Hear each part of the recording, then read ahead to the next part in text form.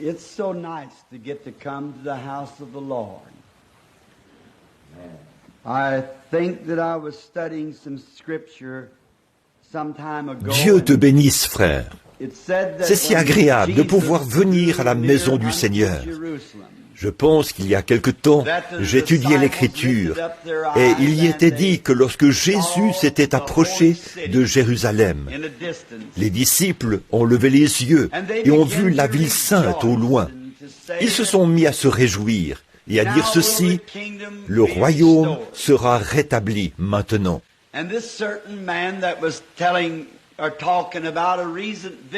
Il y a un certain homme qui racontait, ou plutôt qui parlait d'une récente visite en Palestine. Et il disait que maintenant, les gens, au cours de la dernière année, en sont arrivés au point où, quand ils montent de la vallée pour observer la ville depuis le virage, c'est cette même route que Jésus et les disciples avaient empruntée à l'époque. Et qu'ils voient la ville, ils se mettent à pleurer. You know, I believe there was something those disciples in those days felt. Vous savez, je crois qu'il y a quelque chose que ces disciples avaient ressenti à cette époque. C'est que le royaume allait être rétabli. Maintenant, ce temps-là est presque arrivé. Et je pense que c'est ce sentiment qui anime les gens, que le royaume est sur le point d'être rétabli. Brother Neville, our gracious and blessed pastor, has just spoke to me about an Frère Neville, notre bienveillant pasteur béni, vient de me faire part d'un réveil à venir, ici au tabernacle, dans quelques soirs, et de prier pour cela. Et je lui ai dit que je pense que ce serait une bénédiction. Les réveils, on n'en aura jamais assez.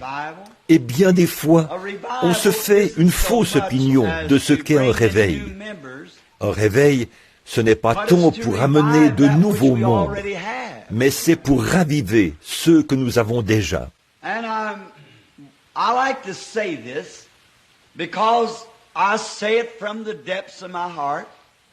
Et j'aimerais dire une chose, et c'est du plus profond de mon cœur que je vais le dire.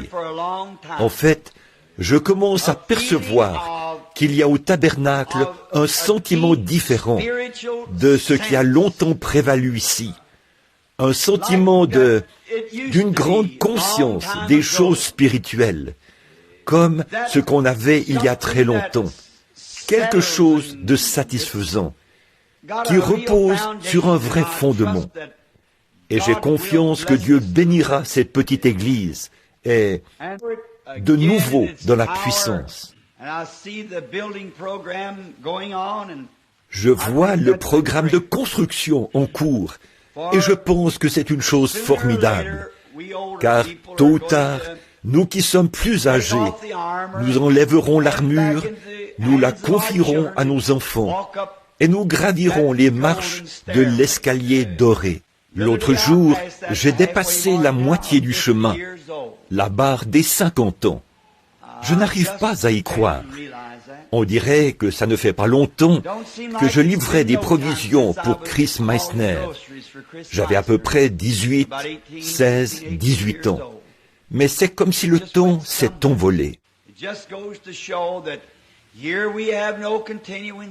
Ça montre bien que nous n'avons point ici-bas de cité permanente, mais nous cherchons celle qui est à venir. C'est la cité dont Dieu est le constructeur, et elle n'aura jamais de fin.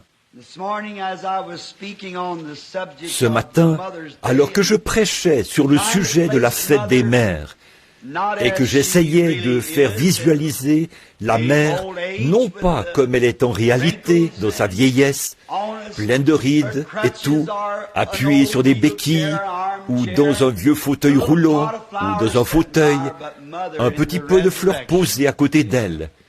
Mais la mère à la résurrection, redevenue jeune, debout, resplendissante comme une reine. C'est ainsi que j'aime me représenter ma mère. Je n'aime pas me la représenter telle qu'elle est aujourd'hui, vieille. J'aime penser à ce qui vient. Et je sais que vous ressentez la même chose pour votre mère.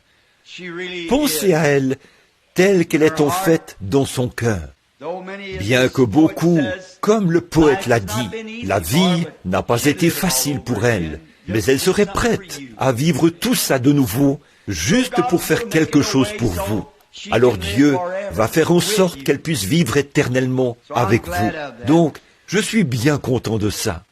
Je ne sais pas pourquoi j'ai annoncé ce matin que, si le Seigneur le veut, je prêcherai ce soir sur « Qui est celui-ci ?» Je ne sais vraiment pas comment je vais m'y prendre. En effet, j'ai eu des entretiens tout l'après-midi, jusqu'à il y a environ 1h10, en plus des cas spéciaux et des appels d'urgence. Je n'ai pas pu recevoir tout le monde. Je voudrais que vous continuiez à prier pour le docteur Sam. Il va de mieux en mieux et nous en sommes reconnaissants. Le docteur Baldwin et Madame Baldwin sont tous deux en train de se rétablir. Ils vont de mieux en mieux.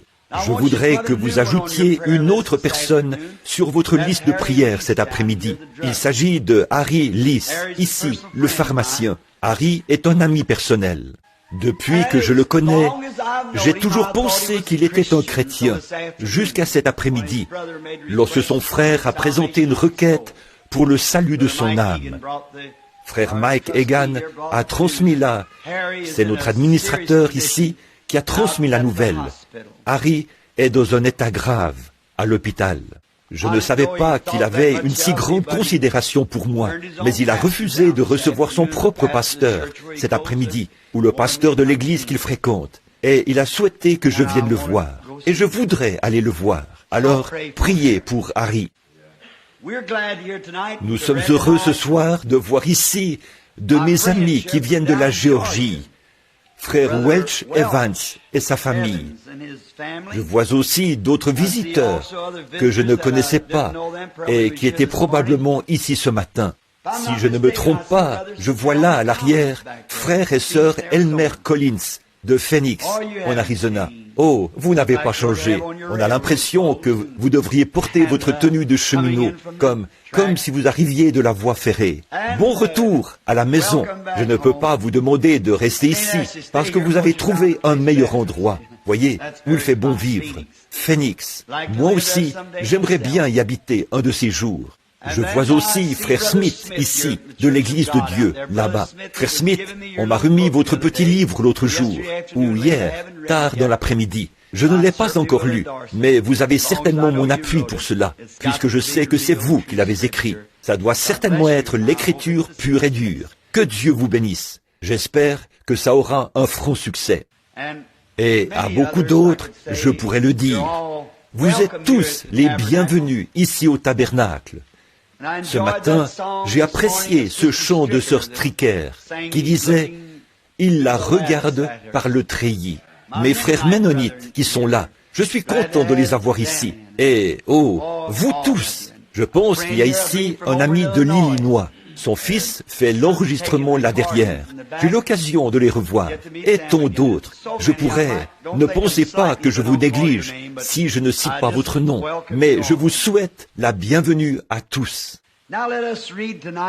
Maintenant, pour la leçon de l'Écriture, lisons ce soir dans Matthieu, chapitre 21, à partir du verset 1, jusqu'au verset 11 inclus. And when they drew nigh unto Jerusalem, there came Lorsqu'ils approchèrent de Jérusalem, il arriva, et qu'ils arrivèrent à Bethphagée, vers la montagne de l'Olivier, Jésus envoya 2 disciples, en leur disant, « Allez au village qui est devant vous. Vous trouverez aussitôt une ânesse attachée et un ânon avec elle. Détachez-les et amenez-les-moi. »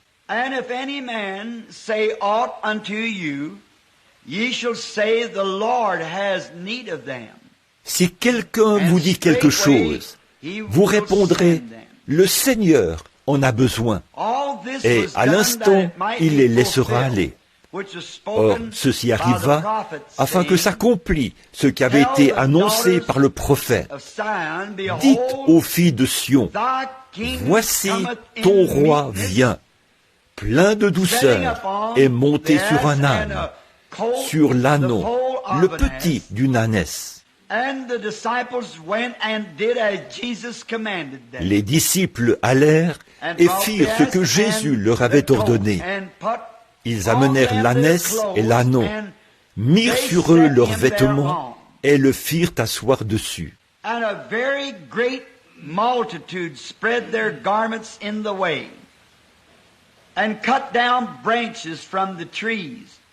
La plupart des gens de la foule étendirent leurs vêtements sur le chemin et coupèrent des branches d'arbres et les répandaient sur la route. La foule qui précédait et ceux qui suivaient Jésus criaient « Hosanna au fils de David! Béni soit celui qui vient au nom du Seigneur!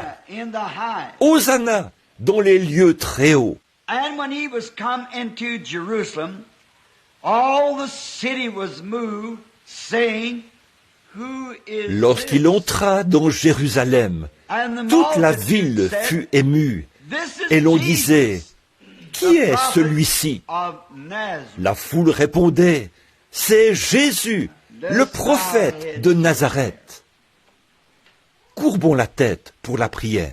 Oh Lord, we wondered just what we would have said if we lived in those Ô days. Seigneur, nous nous demandons ce que nous aurions dit si nous avions vécu en ce jour-là. Mais nous vivons dans un jour plus glorieux où nous attendons sa venue. Alors que nous nous préparons, Seigneur, comme nous préparons nos cœurs et que nous apportons toutes les gerbes que nous pouvons amasser dans les champs de moisson, ici et à l'étranger, nous pensons à ce moment, nous attendons impatiemment ce moment où nous le verrons arriver, monté sur un cheval blanc, descendant des portails de la gloire,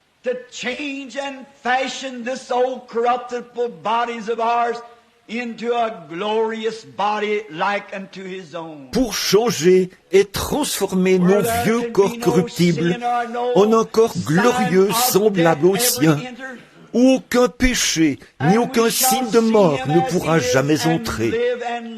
Et nous le verrons tel qu'il est.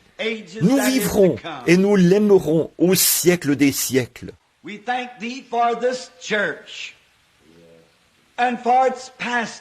Nous te remercions pour cette Église, pour son pasteur, pour ses administrateurs et ses diacres, et pour chaque personne qui la fréquente, pour les visiteurs qui sont parmi nous et qui sont des brebis de la même bergerie, mais d'un autre choral. Nous te demandons de les bénir ce soir par ta présence. Nourris-nous de ta parole, afin que nous partions d'ici ce soir avec la détermination d'être de meilleurs chrétiens que nous ne l'avons jamais été. Puissions-nous partir avec une nouvelle espérance dans notre cœur et avec joie dans l'attente de sa venue.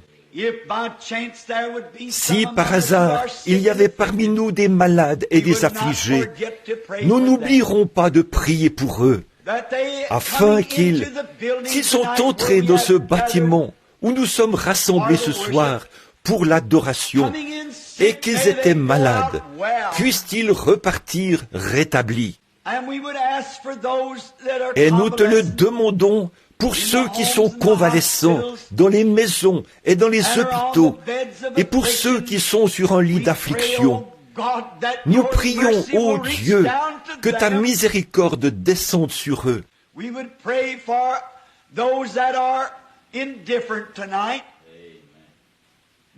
Nous prions pour ceux qui sont indifférents ce soir, ceux qui n'ont pas encore goûté et vu que le Seigneur est bon, ceux qui ne savent pas ce que c'est que d'être aimé de Dieu. Ils ne comprennent tout simplement pas ce qu'ils ratent.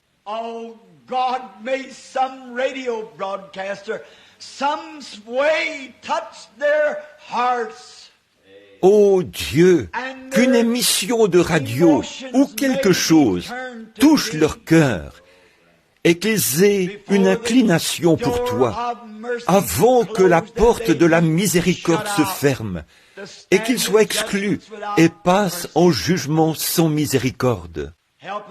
Aide-nous, Seigneur. Nous prions et te demandons ces choses au nom du Seigneur Jésus et pour sa gloire. Amen.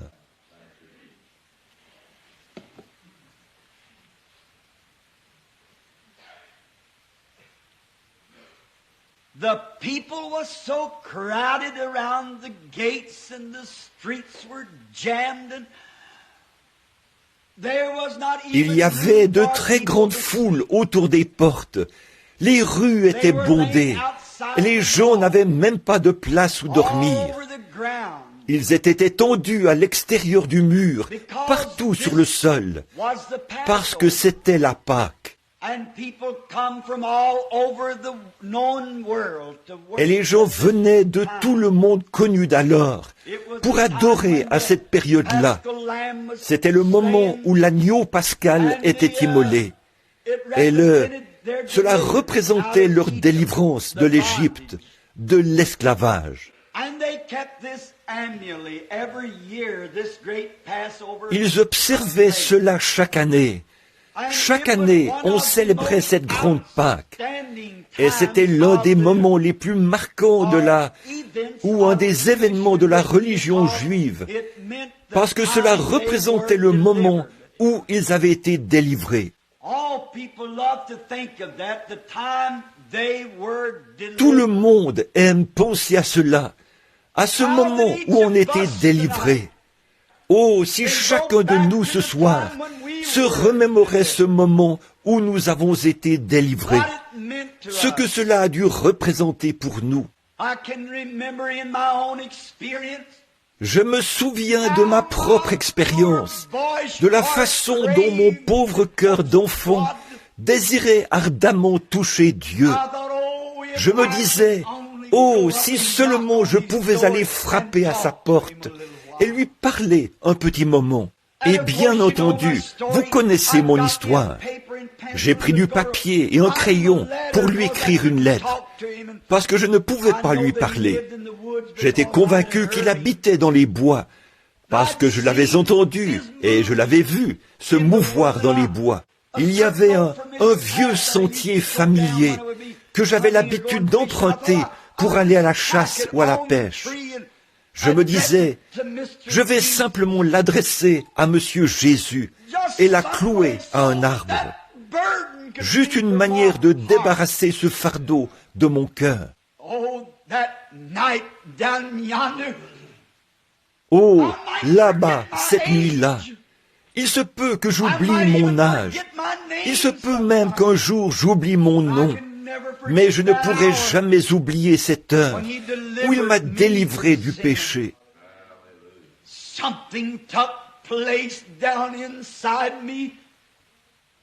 Quelque chose s'est produit au fond de moi, et cela m'a aidé dans les grandes heures des ténèbres. L'heure de ma délivrance, le fardeau du péché m'a quitté, et je suis devenu une nouvelle personne. Depuis lors, je suis une nouvelle créature en Jésus-Christ.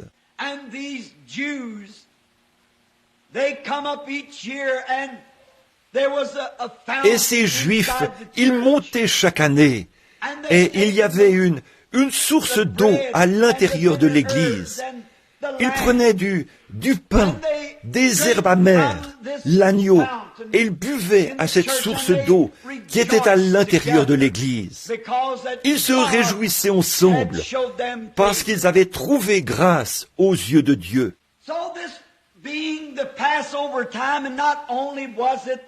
C'était donc le temps de la Pâque, une Pâque qui n'en était pas une ordinaire, mais une Pâque spéciale.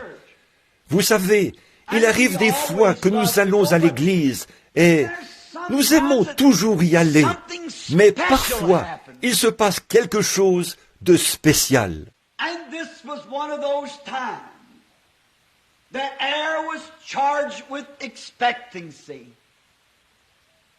just as it is today. Et cette fois-là, c'était l'un de ces moments. Il y avait de l'attente dans l'air, exactement comme aujourd'hui. Tous ceux qui l'aimaient avaient le regard fixé sur la porte, dans l'attente de sa venue. Et je pense qu'aujourd'hui encore, c'est le cas, car ceux qui l'aiment l'attendent. Il y a de l'attente dans l'air.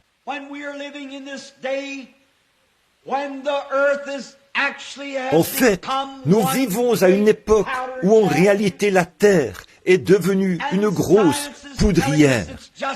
Et la science nous dit, il ne reste que 3 minutes avant minuit. Et je suis sûr que, comme moi, l'autre jour, vous avez lu l'histoire de ce général de l'armée qui disait, s'il y avait une autre guerre, elle ne durerait que 2 ou 3 minutes. La vieille époque où l'on se battait, se tirait des coups de feu et creusait des tranchées et révolus. On prétend que la prochaine guerre ne durera que 2 ou 3 minutes.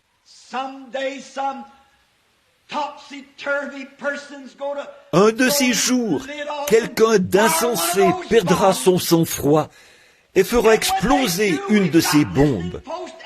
Et là, comme nous avons des stations d'écoute partout, nous allons riposter. Le monde ne peut pas survivre à ça. Tout le monde qui était présent à la Pâque savait que quelque chose allait se produire, mais il ne savait pas exactement ce que c'était.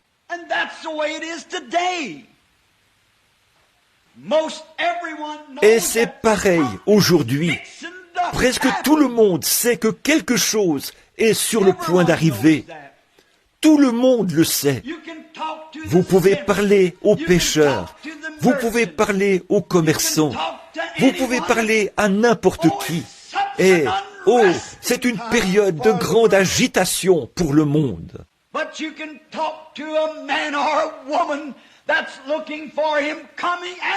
Mais si vous parlez à un homme ou à une femme qui attend sa venue, son visage est resplendissant de gloire. Ils attendent ce glorieux événement.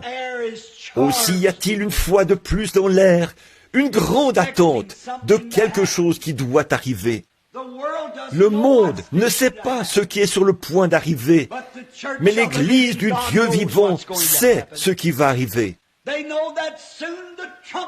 Ils savent que bientôt la trompette sonnera et nous le verrons venir de la gloire, monter sur un cheval blanc, et il sera suivi des armées du ciel. Et ceux qui sont morts en Christ monteront dans l'enlèvement à sa rencontre dans les airs. C'est ce que nous attendons. Nous le désirons ardemment. Il nous est dit que les âmes de ces mères, et ainsi de suite, dont nous avons parlé ce matin, sont tout juste sous l'autel de Dieu.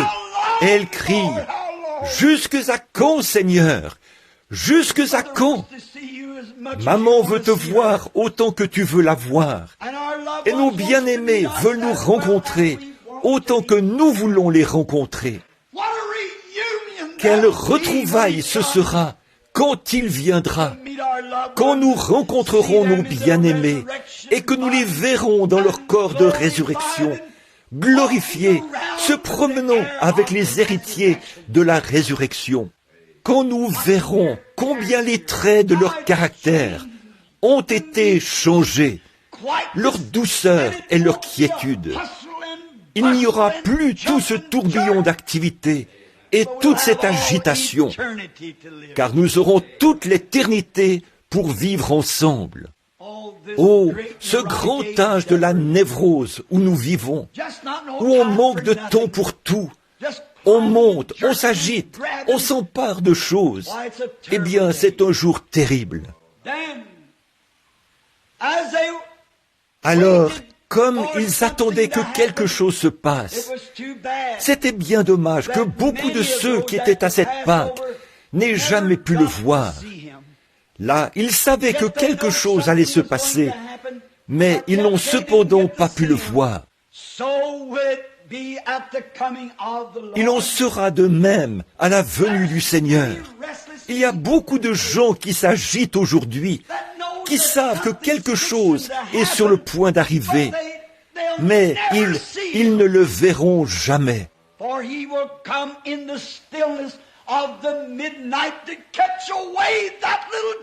Car il viendra dans la tranquillité de minuit pour enlever la petite église qui languit, qui espère et s'attend à le voir. Ce sont ceux-là qu'il viendra enlever.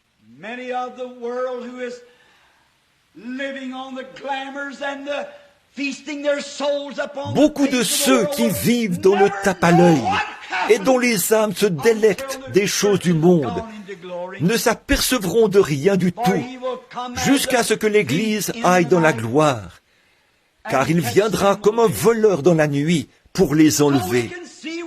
Nous pouvons donc voir que nous sommes de nouveau au même point.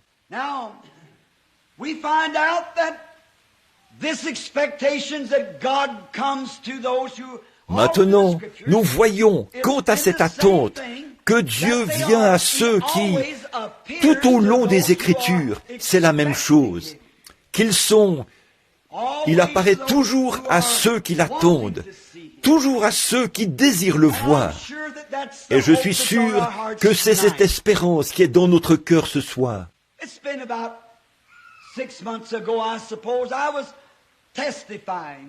Il y a environ 6 mois, je pense, je témoignais à des gens. Et j'ai dit, oh, quand on y pense, il peut venir d'un moment à l'autre. Ce qui m'avait fait dire cela, c'est que je parlais de frère Bosworth. Quand je suis allé voir ce vieux saint, quand nous avons appris qu'il se mourait, il avait 80 ans passés. Ma femme et moi sommes allés là-bas pour le voir, avant qu'il meure. Il fallait absolument que je lui dise quelque chose. J'aime voir le moment où les saints entrent dans la gloire. Et il fallait que je le voie. On a roulé au point d'user complètement les pneus de la voiture. Mais quand je suis arrivé là-bas, je me suis précipité à sa porte. Ce vieux patriarche était étendu dans un coin. Il a levé la tête quand il m'a vu entrer. Ses vieux bras fatigués, dont la chair pendait, étaient étendus. Il a tendu les bras vers moi. Je lui ai sauté au cou et je me suis écrié, « Mon père, char d'Israël et sa cavalerie !» Car c'était un saint homme, un homme pieux. J'ai dit, « Frère Bosworth, je voudrais vous demander quelque chose. Croyez-vous que vous allez vous rétablir ?» Il a répondu, « Oh, je ne suis même pas malade. » J'ai dit, « Eh bien, qu'est-ce qu'il y a ?» Il a dit, « Je rentre à la maison. » Il a dit, « Je suis fatigué et je suis épuisé. Je désire simplement rentrer à la maison. » J'ai dit, « Alors, vous êtes conscient que vous êtes sur le point de mourir ?» J'ai dit, « Je voudrais vous poser une question. Au cours de ces 70 et quelques années de ministère, quel a été pour vous le moment le plus glorieux? Veuillez m'en parler, monsieur, et me raconter cette expérience que vous avez eue au fil des années, celle que vous considérez comme votre moment le plus glorieux. Si je vivais jusqu'à son âge, je n'oublierai jamais la façon dont ses yeux noirs m'ont fixé par-dessus ses lunettes. Il a dit, « Mon bien-aimé frère, le moment le plus glorieux de ma vie, c'est maintenant. » Je ne me souviens pas d'un moment qui a été plus glorieux que celui-ci.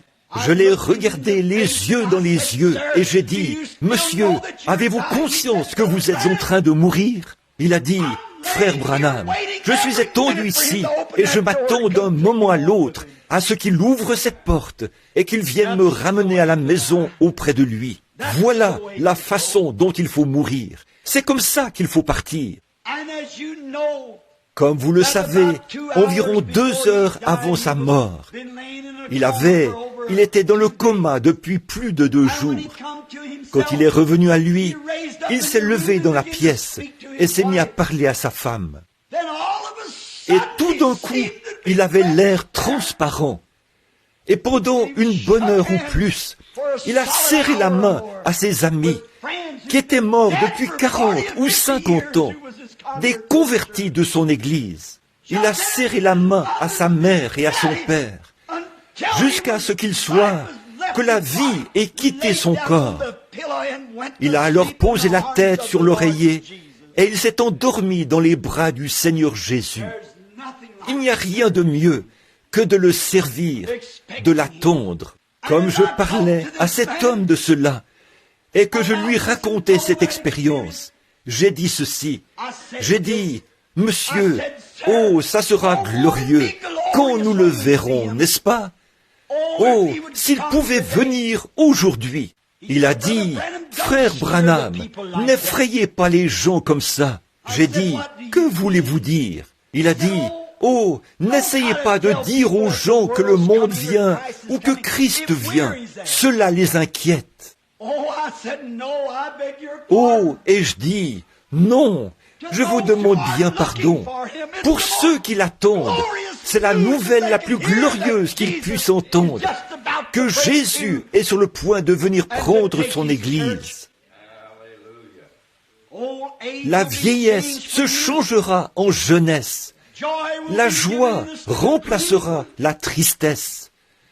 La vie remplacera la mort. La mortalité cédera la place à l'immortalité. Oh, que c'est glorieux de savoir qu'il viendra. Ils l'attendaient. Ils s'attendaient à le voir. Et quand il est venu, nous avons vu qu'il y avait deux factions. Un groupe était pour lui et un autre était contre lui.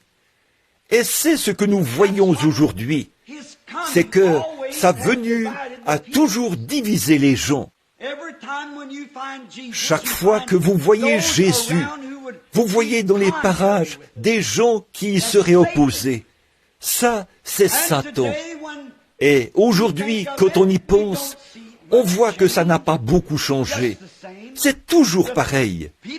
Ce ne sont plus les mêmes personnes, mais l'esprit qui les anime n'a pas changé.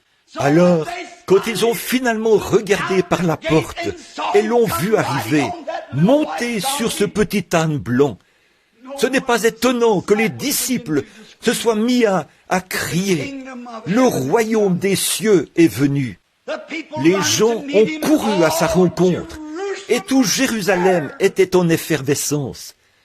Il y a là quelque chose, quand Jésus vient, il y a toujours une agitation.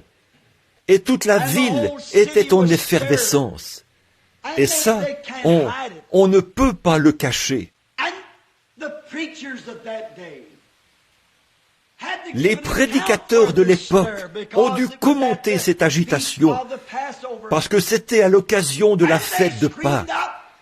Et ils se sont écriés, « Qui est celui-ci » En effet, l'air était chargé à la venue du Seigneur Jésus à Jérusalem. Il y avait des attentes dans l'air. On se serait attendu à ce que les enseignants sachent ce qui allait se passer. On se serait attendu à ce que le souverain sacrificateur le sache. On se serait attendu à ce que les autres sacrificateurs le sachent. Et cela n'a pas du tout changé aujourd'hui, parce que le Saint-Esprit est le précurseur de la venue du Seigneur Jésus.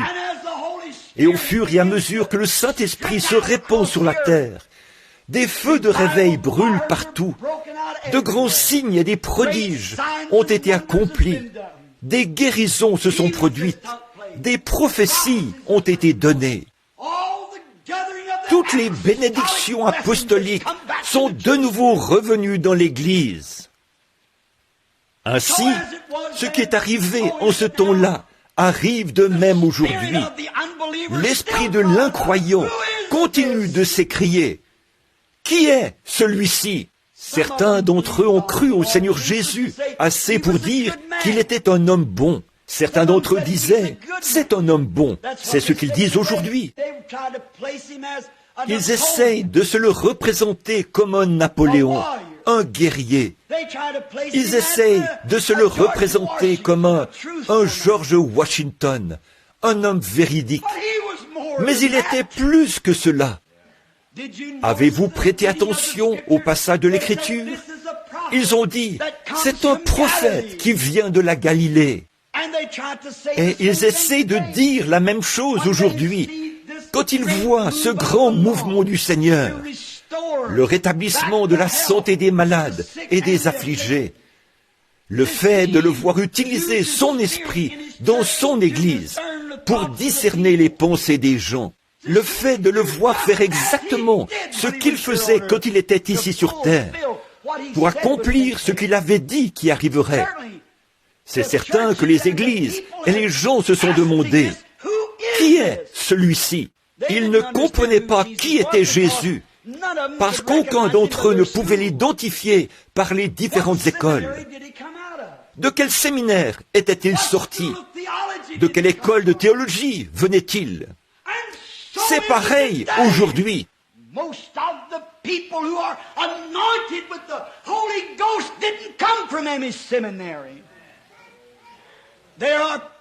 La plupart des gens loin du Saint-Esprit n'étaient pas issus d'un séminaire.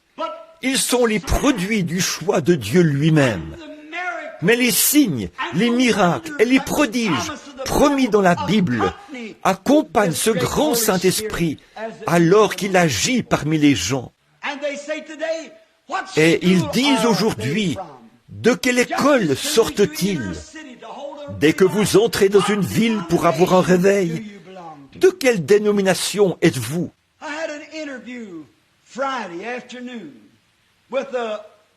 Vendredi après-midi, j'ai eu un entretien avec un prêtre catholique romain de l'église irlandaise de Louisville.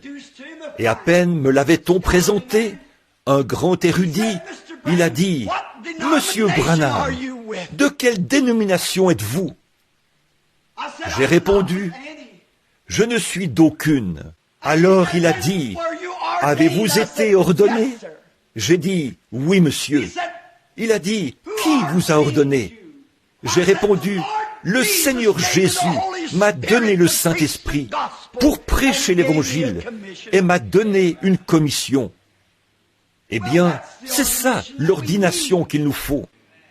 Jésus n'a jamais dit à ses disciples, « Allez, oh, je ne suis pas en train de critiquer ces choses, mais elles ont fait leur temps. » Il n'a pas dit, « Allez étudier pendant tant d'années pour devenir ministre. » Il a dit, « Restez dans la ville de Jérusalem jusqu'à ce que vous soyez revêtus de la puissance d'en haut. » Il a dit cela à des hommes qui ne savaient même pas écrire leur propre nom.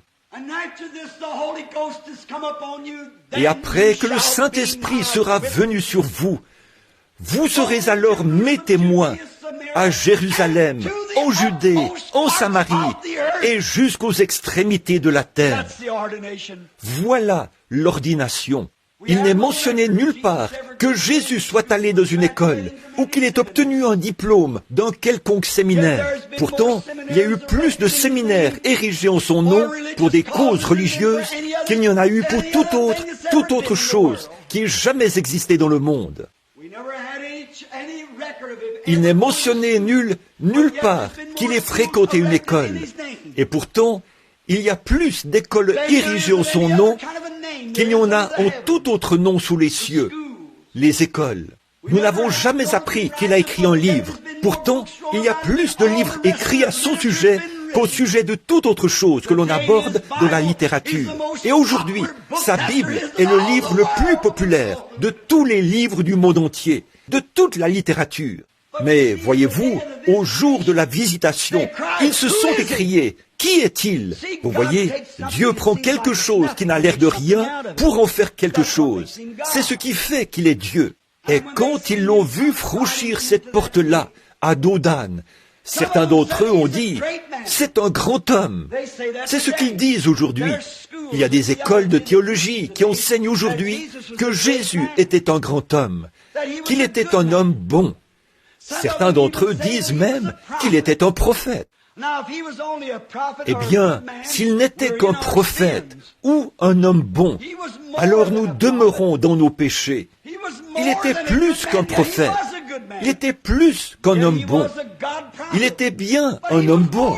Il était bien un Dieu prophète. Mais il était plus que cela. Il était Dieu manifesté dans la chair pour ôter le péché. Alors qu'il arrivait à dos d'âne, beaucoup de gens disaient « c'est un guérisseur ». Oh, nous l'avons vu ouvrir les yeux des aveugles, nous l'avons vu faire marcher des estropiés, nous l'avons vu prier, et la fièvre a quitté l'enfant. Mais cette catégorie de gens-là ne le suivait que pour du pain et du poisson. Et c'est pareil pour bon nombre de foules aujourd'hui. S'il vient un guérisseur, eh bien, ils le suivront et il ne leur sera qu'une oasis. S'ils tombent malades, ils s'empresseront de venir dire « Oh, voudriez-vous prier pour moi, afin que le Seigneur Jésus me guérisse ?» Et dès qu'ils sortent de l'hôpital ou du lit de maladie, ils retournent tout droit dans le monde comme un chien à ce qu'il a vomi ou un cochon à son bourbier, comme dit l'Écriture. Ils le suivent juste pour le profit qu'ils peuvent tirer de lui. Ils se servent de lui juste comme d'un mât totémique ou pour quelque chose qu'ils peuvent tirer de lui. Mais ils ne comptent pas le servir. Cette foule-là existe encore aujourd'hui. 9 lépreux avaient été guéris et un seul d'entre eux est revenu pour lui donner gloire. Ou plutôt, étaient-ils 10 ? L'un d'entre eux était revenu pour lui donner gloire.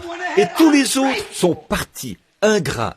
Et si, en Amérique, les gens qui ont été guéris par la puissance de Dieu tournaient leur cœur vers Dieu, un réveil balayerait cette nation et on fermerait tous les débits d'alcool les magasins de vin et spiritueux et les magasins de whisky disparaîtraient sur le champ. Les églises seraient pleines, les salles de cinéma seraient vides le dimanche soir, et un réveil éclaterait dans cette nation.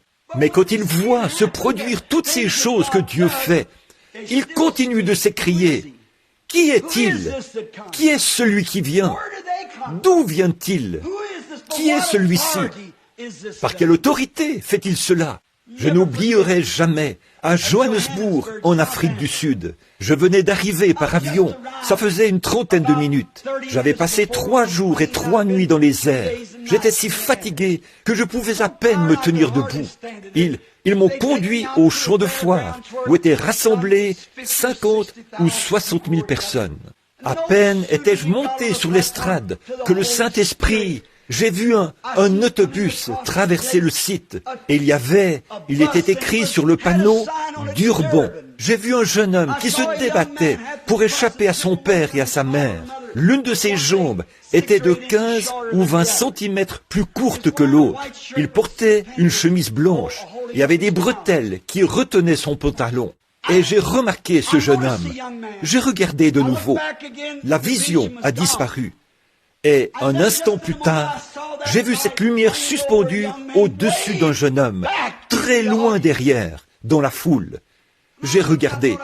Je me suis dit, je l'ai vu quelque part. Je l'ai regardé, et cette lumière est restée suspendue au-dessus de lui pendant quelques minutes. J'attendais que l'interprète saisisse les mots suivants. Puis j'ai vu ce même jeune homme se lever, jeter ses béquilles, et sa jambe de 15 centimètres plus courte a poussé et a atteint la taille normale de l'autre. Et j'ai dit à monsieur A.J. Schumann, il est dans la gloire ce soir. J'ai dit, monsieur Schumann, répétez simplement mes paroles, c'est une vision.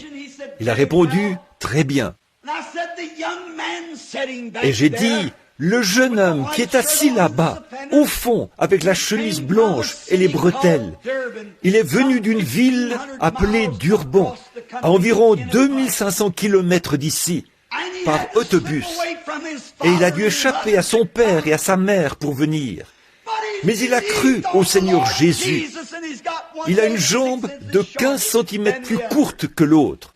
Et le jeune homme s'est levé d'un bond. Il était là, debout, et il cherchait à prendre ses béquilles. Et j'ai dit, jeune homme, le Seigneur Jésus t'a guéri. Et sa jambe s'est immédiatement allongée de 15 centimètres et est devenue normale comme l'autre. On a amené le jeune homme sur l'estrade et là, les médecins l'ont examiné. Il y a sa photo dans mon livre. Je me tenais là depuis quelques instants seulement quand j'ai vu une petite voiture verte qui descendait la route et qui a glissé. Elle a fait demi-tour dans le sens inverse et a heurté un arbre. Une jeune fille aux cheveux blonds s'est cassé le dos. Et j'ai dit, je vois une petite voiture verte qui dérape et qui heurte un arbre. Et une jeune fille d'environ 18 ans, aux cheveux blonds, qui se brise le dos. Elle est dans un état grave. Personne n'a répondu. Et je ne pouvais la voir nulle part dans cette grande foule de gens. Je suis resté là quelques minutes. J'ai dit, comprenez, ne soyez pas méfiants. C'est le Seigneur Jésus, de la puissance de la résurrection. Il a envoyé le Saint-Esprit pour continuer son œuvre. Et là, j'ai vu la vision se produire de nouveau. Je n'arrivais pas à voir la jeune femme. Juste à ce moment-là, juste en face de moi, s'est tenue cette lumière, comme vous le voyez sur la photo. Elle s'est tenue là. Je me suis approché et elle était étendue là, juste au pied de l'estrade. J'ai dit, jeune femme, le Seigneur Jésus t'a guérie. Et elle s'est mise à pleurer. Sa mère a dit, oh non, ne lui dites pas de se lever. Elle a dit, si elle bouge, elle va mourir. Et d'un bond, la jeune fille s'est levée. Elle poussait des cris et louait Dieu. Et la mère s'est évanouie et est tombée dans le lit de camp où était couchée la jeune fille. Qu'est-ce que c'est? À peu près au même moment, un critiqueur s'est levé au fond, a posé un pied sur un siège, puis un pied sur l'autre, et a dit, « Vous, l'Américain, je vous mets au défi de me dire dans quel nom vous faites cela, et de quelle dénomination d'église êtes-vous. » Voyez, c'est exactement la même chose. Ils ne comprennent pas. Ils n'attendent pas ces choses. Les églises n'attendent pas la venue du Seigneur. Et le Saint-Esprit est là pour confirmer sa venue, pour accomplir cela. Tellement, chacun veut suivre sa propre voie. C'était pareil là-bas. Chaque groupe avait sa propre idée. Mais là n'est pas la question ce soir. Ce n'est pas de ça que je parle. En effet, la question que je vous pose, c'est vous. Que pensez-vous que c'est? Cela vous concerne. Qui est celui-ci qui parcourt les nations? Ce ne sont pas des hommes. Les hommes ne peuvent pas faire ces choses. Qui est celui qui parle et qui dit aux gens dans l'auditoire, par exemple, assis juste ici, de ce côté-ci, et à divers endroits dans la réunion, quand les femmes et les hommes sont amenés ici, mourants? Qui est-ce que c'est? Cette jeune femme qui est entrée dans le baptistère ce matin, il y a 3 semaines, elle se mourait d'un cancer carcinomateux. Elle habite ici même, sur la rue Maple, Madame Beatty. Et j'ai demandé à 3 médecins qui étaient avec elle. Elle n'avait aucune chance de s'en sortir. Elle avait 4 ou 5 petits-enfants. Et c'est ma mère qui essayait d'en prendre soin. Maman m'a dit, Bill, elle ne retournera jamais chez elle. Et je suis allé là où elle était. Et le Seigneur Jésus a déclaré, ainsi dit le Seigneur, si elle va à l'église et fait la promesse de se faire baptiser au nom du Seigneur Jésus et de servir Dieu, elle rentrera chez elle, guérie. Et je lui ai demandé, voulez-vous faire cela, madame? Et elle a dit, je ferai tout ce que vous direz. Aussitôt, les douleurs ont disparu. 3 jours plus tard, elle était chez elle et les médecins n'arrivent pas à trouver une seule trace de ce cancer.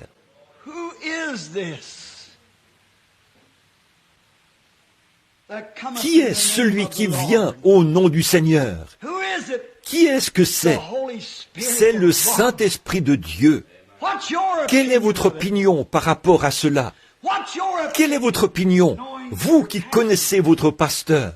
Et il y a des gens assis ici, des gens qui viennent de l'extérieur de la ville. Ils sont assis là, et ils souffrent d'épilepsie. Ils sont assis avec... Voici un homme assis ici, quelque part ici, un frère ménonite, juste ici. Il souffrait d'épilepsie. Je ne l'avais jamais connu ni vu. Je ne savais rien à son sujet. Et tout d'un coup, il y a environ 2 ans, je pense, ou quelque chose comme ça.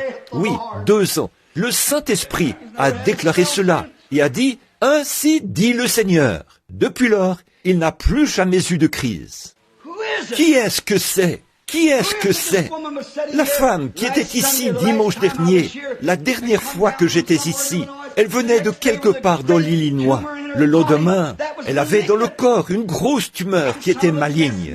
Et certains des meilleurs médecins de l'Illinois allaient l'amener dans une grande clinique le lundi pour l'opérer. Elle a réussi à entrer dans la réunion.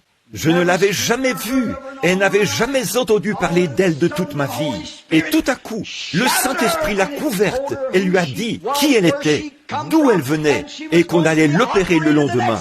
Combien étaient là pour voir cela? Et on a vu la nouvelle se répandre dans les journaux. Le lendemain, quand elle est allée chez le médecin, on l'a amenée de clinique en clinique et on n'a pas pu trouver une seule trace de cela.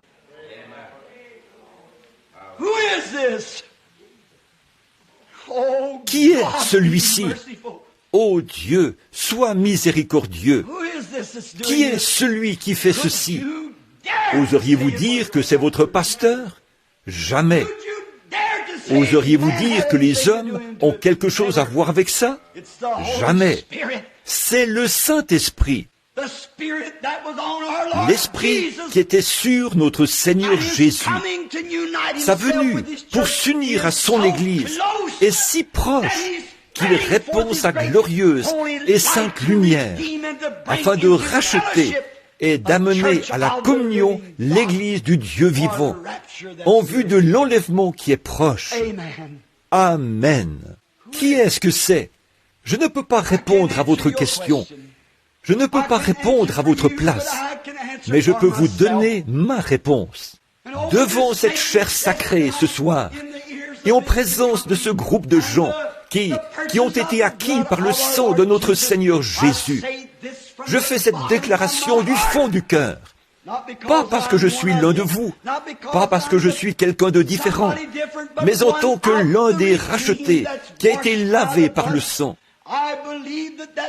Je crois que cette même lumière qui est suspendue dans cette église ce soir, elle prouve elle-même, par sa nature, que c'est Jésus-Christ sous la forme du Saint-Esprit. Quiconque connaît l'Écriture sait que Jésus a dit « Je viens de Dieu et je vais à Dieu ». Avant qu'il soit fait chair, quand il était avec Moïse dans le désert, il était la colonne de feu. Et quand Moïse a désiré le voir, il est passé et Moïse l'a vu de dos. Alors Moïse a dit, cela ressemble à un homme. Quand il était ici sur terre, il était un homme. Il faisait les mêmes choses qu'il fait aujourd'hui par des hommes qu'il a rachetés. Voici qu'il vient et qu'il se fait photographier. Qu'est-ce que c'est? Après sa mort, son ensevelissement et sa résurrection, Paul était en chemin pour Damas un jour, et une grande lumière l'a jeté à terre. Les hommes qui étaient avec lui n'ont pas vu la lumière, mais elle a jeté Paul à terre. Elle a même rendu aveugle. Il a eu des problèmes avec ses yeux le reste de sa vie. Et une fois, il a dit, pour que je ne sois pas enflé d'orgueil, à cause de l'excellence de la révélation, il m'a été donné une écharde dans la chair, un ange de Satan pour le souffleter, parce que c'était l'excellence de la révélation. Là, Paul a été jeté à terre, alors qu'il était en chemin pour aller persécuter des gens qui faisaient trop de bruit, un groupe de gens nés de nouveau, des gens qu'on appelait des hérétiques. Paul était en chemin pour aller persécuter ces gens-là. Il avait dans la poche des lettres pour les arrêter et les amener à Jérusalem. Et vers le milieu du jour, une lumière est descendue, l'a terrassé et l'a jeté à terre. Et il est tombé dans la poussière de la terre. De cette lumière s'est fait entendre une voix qui disait « Saul, Saul, pourquoi me persécutes-tu » Et Saul quoiqu'étant aveugle, s'est retourné et a levé les yeux. Il pouvait voir cette grande et glorieuse lumière. Et il a dit, « Qui es-tu, Seigneur ?» Il a dit, « Je suis Jésus. Je suis venu de Dieu. Je suis retourné à Dieu.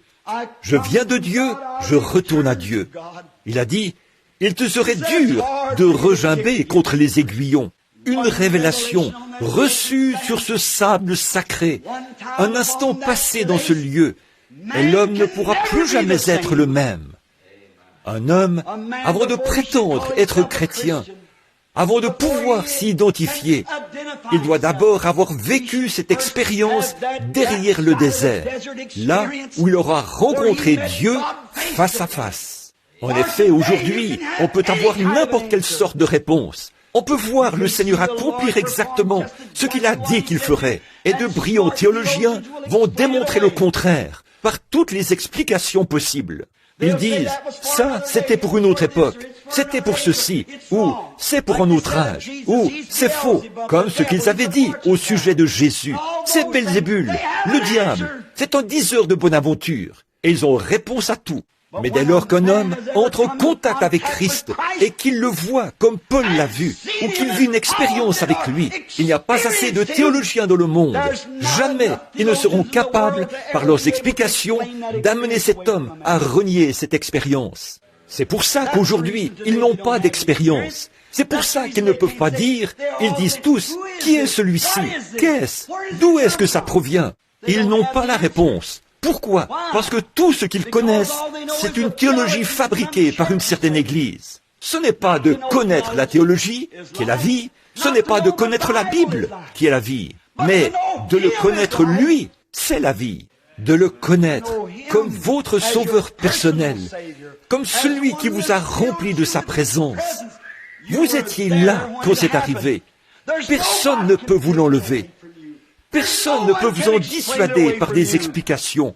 Quand cette expérience vous arrive, vous savez qui il est. Pour moi, il est Jésus-Christ, le même hier, aujourd'hui et éternellement. Qui est celui qui accomplit ces miracles? Qui est celui qui fait ces grandes œuvres? Est-ce le prédicateur? Est-ce Oral Roberts? Est-ce Billy Graham? Est-ce Jack Schuller, William Branham, qui qu'il puisse être, eux, ils n'ont rien à faire là-dedans. Ils sont des instruments. C'est le Saint-Esprit qui vient avec l'Évangile, par des signes, des prodiges et des miracles, pour préparer un peuple. Il y a des attentes dans l'air. Les croyants attendent sa venue. Et d'autres disent, pourquoi ces réveils?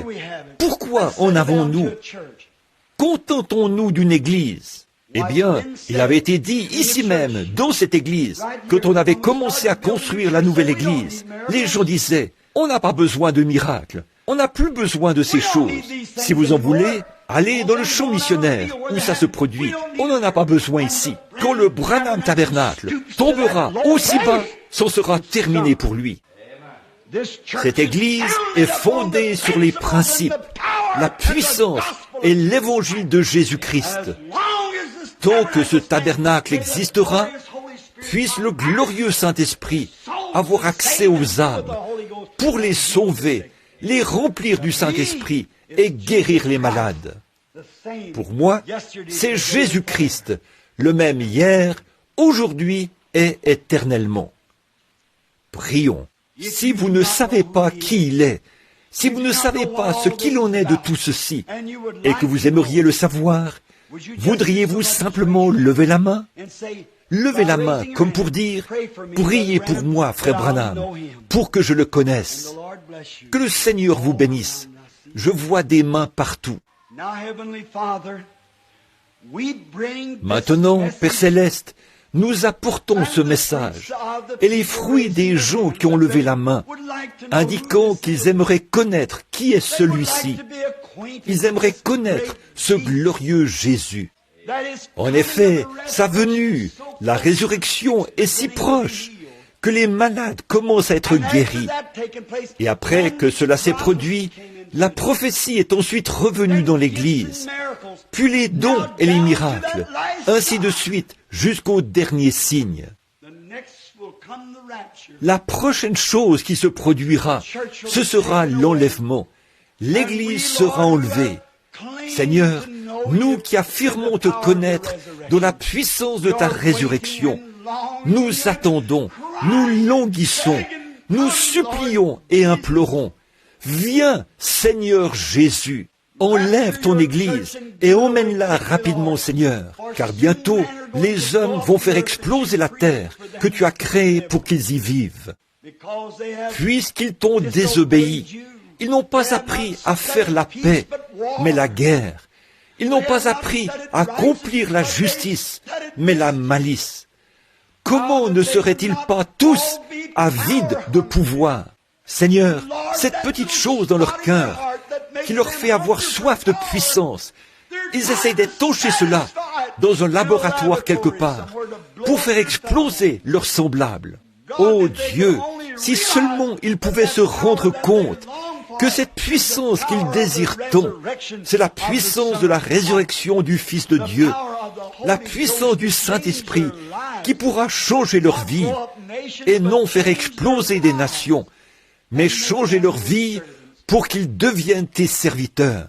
Beaucoup de gens, sous l'effet d'un emballement délirant, nous traitent de bandes d'ignorants, d'hérétiques, comme ils le faisaient au début, dans les premiers jours, mais de même qu'ils revenaient en se réjouissant, te remerciant de pouvoir porter l'opprobre de ton nom. C'est ce même sentiment qu'éprouvent tes enfants ce soir. Seigneur, partout, nous sommes tout heureux. En ton temps, certains ont essayé de t'identifier.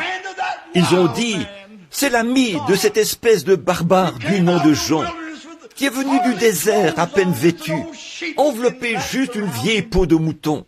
Une espèce de barbare qui lançait des mots à tort et à travers, et qui a dit, la cognée est mise à la racine de l'arbre.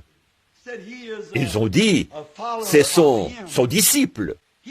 C'est une espèce de barbare. Il est fou. Il a perdu la raison. Le ministère surnaturel que tu avais, ô Seigneur, avait aveuglé les yeux de ces gens. Et c'est pareil aujourd'hui. Ce grand Saint-Esprit, qui est le précurseur de la venue du Seigneur, comme Jean l'était en son temps, aveugle les gens, ceux qui ne veulent pas voir. Mais ceux qui veulent voir, tu les as choisis. Et tous ceux que le Père m'a donnés viendront à moi, as-tu dit, et aucun d'eux ne se perdra. Je le ressusciterai au dernier jour. Nous t'en remercions. Et ceux qui ont levé la main ce soir, nous te prions, ô Seigneur Dieu, de te faire connaître à eux, dans une expérience de la puissance de la résurrection. Accorde-le, Seigneur. Il se peut qu'il se trouve ici des gens qui n'ont pas levé la main, mais cependant, dans leur cœur, ils savaient qu'ils en avaient besoin. Je te prie de les bénir et accorde-leur le désir de leur cœur. Quand nous quitterons le bâtiment ce soir, puissions-nous repartir changés, puissions-nous repartir avec un objectif différent de celui que nous avions en entrant, s'il était contraire à ta volonté divine. Puissions-nous sortir avec la détermination de saisir les cornes de l'autel, jusqu'à ce que notre âme soit convaincue d'avoir eu une expérience avec toi, et que nous connaissions celui dont nous parlons, parce que nous l'avons rencontré et que nous le connaissons, et que nous avons la communion avec lui. Accorde ces choses, Père. Guéris les malades et les affligés. Bénis notre précieux et bien-aimé pasteur. Ô Dieu, nous te prions d'être avec lui et avec ses sœurs bien-aimées, alors qu'ils chantent l'Évangile et prêchent cela dans leur émission à la radio. Bénis les étrangers qui sont parmi nous. Seigneur, puissent-ils sortir ce soir avec un fardeau sur leur cœur, et puissent-ils avoir pour but, à partir de cette heure, s'ils ne te connaissent pas et ne t'ont pas servi dans le passé, de te servir. Sachons ceci, que toutes les autres choses seront anéanties, mais la parole du Seigneur demeurera éternellement. Accorde-le, Père. Pardonne-nous tous nos péchés. Puissions-nous nous rencontrer à ce grand...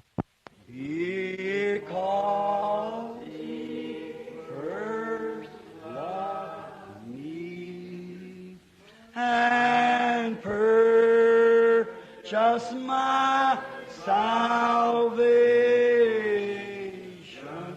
on Calvary's tree.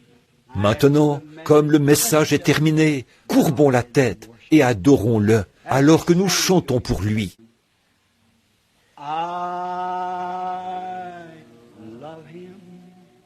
De tout votre cœur.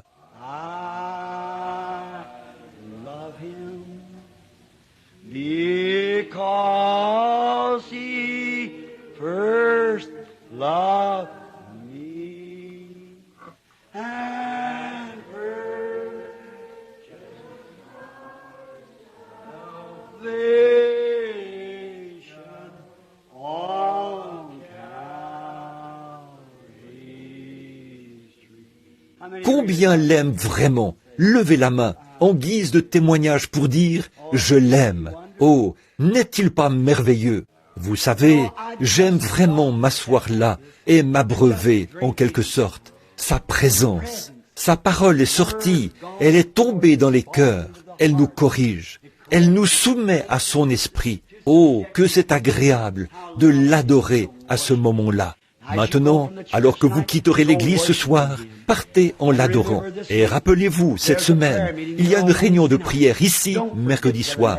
N'oubliez pas l'émission de radio de Frère Neville, dimanche ou samedi à 9h, sur WLRP. J'aime vraiment les entendre. Pas vous?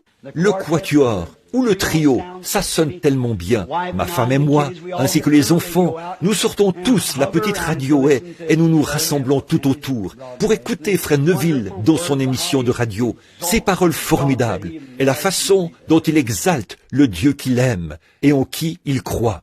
Je ne dis pas cela, vous, les étrangers qui sont ici, si vous n'avez pas d'église locale, venez vous joindre à nous. Je vous le dis, je ne dis pas cela parce qu'il est assis ici.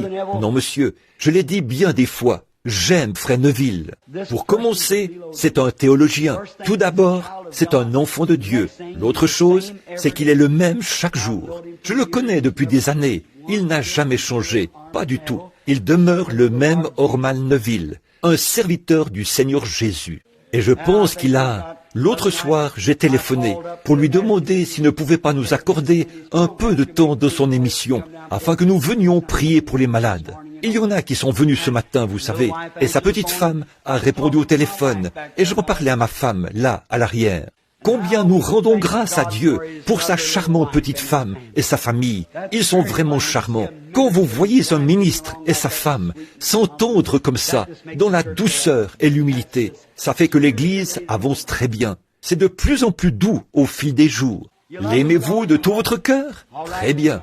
Nous avons un cantique que nous chantons au moment de nous séparer. Revêt-toi du nom de Jésus. Donnez-nous-en l'accord, sœur, si vous l'avez dans votre livre. Et nous allons chanter notre cantique que nous avons l'habitude de chanter en nous séparant. Après avoir chanté le premier couplet, nous allons nous retourner et nous serrer la main les uns aux autres. Très bien. Donnez-nous-en l'accord.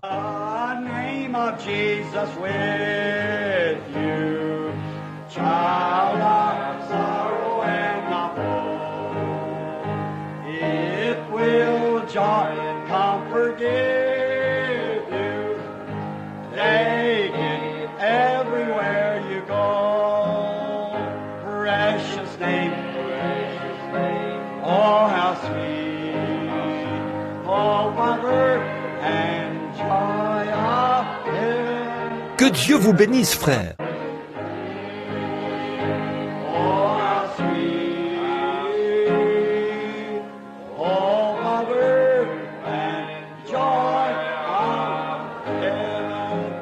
Prenons maintenant ce couplet. At the name of Jesus bow we, all ye prostrate at his feet.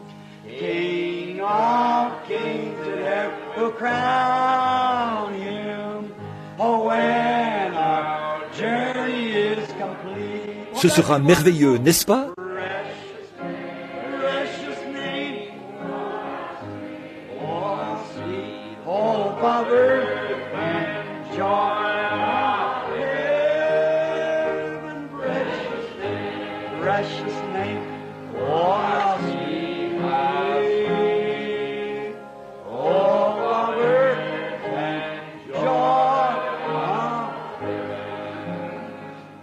Combien se souviennent du petit cantique que nous chantions? N'oubliez pas la prière en famille. Vous vous en souvenez? Je ne sais pas, Thelma, si tu le connais, en connais-tu l'accord ou pas? Essayons une fois. Tu ne t'en souviens pas? Essayons. Peut-être que je pourrais essayer en même temps que vous. Don't forget the family prayer. Jesus wants to meet you there. Amen. He will take your every care. Oh, don't forget the family prayer. Combien font la prière en famille? C'est bien. Essayons encore une fois. Reprenons cela ici. J'aime ça. Tous ensemble maintenant. Don't forget the family prayer. Jesus wants to meet you there. He will take your every care. Oh, don't forget the family prayer.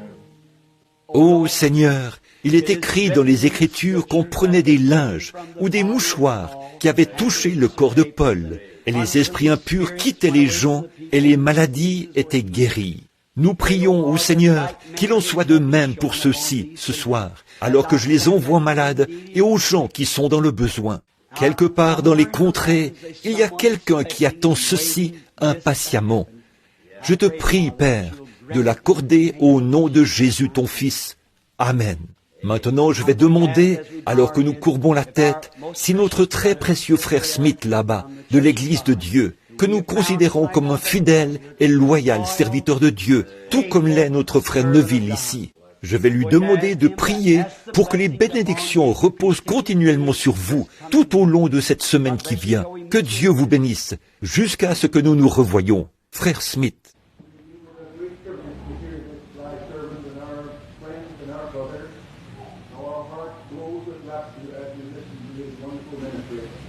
Amen. Thankful for his co-pastor, Brother Neville, for the great work that he's doing here, and we pray that God's blessing and undertaking with this new tabernacle.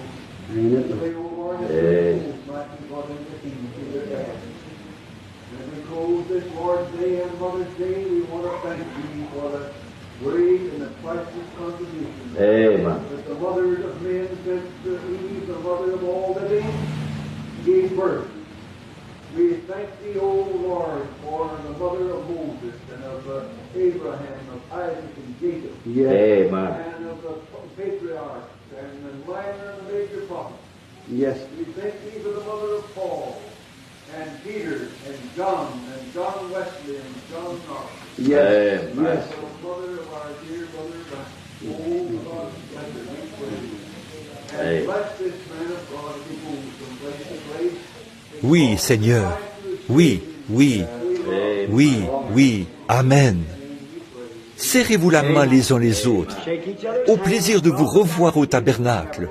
Que Dieu vous bénisse.